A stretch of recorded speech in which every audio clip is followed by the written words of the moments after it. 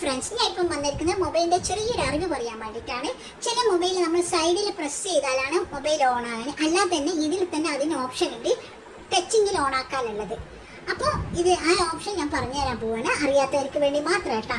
ഇനി മൊബൈൽ സാധാരണ രീതിയിൽ നമ്മൾ സൈഡിൽ നിന്ന് പ്രസ് ചെയ്യുക, എന്നിട്ട് ഓൺ ആക്കുക.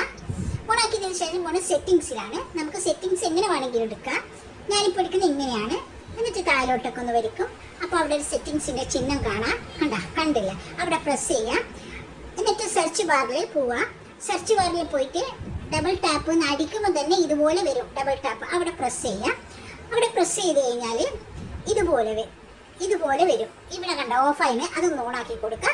അതിൽ തന്നെ ഒന്നും കൂടി ടച്ച് ചെയ്യുക. എന്നിട്ട് ഇവിടെ കണ്ട രണ്ടാമത്തെ ലൈന് അത് ഒന്ന് ഓണാക്കിയിടുക. എന്നിട്ട് ബാക്കിൽ പോവുക. ബാക്കിൽ പോയിട്ട് നമ്മൾ സാധാരണ 2 തവണ പ്രസ് ചെയ്യണം കേട്ടോ. അത് ഏത് സൈഡിൽ വേണമെങ്കിലും പ്രസ് ആക്കുക. 2 തവണ ഇഷ്ടമാണെങ്കിൽ സപ്പോർട്ട് ചെയ്യാം കേട്ടോ.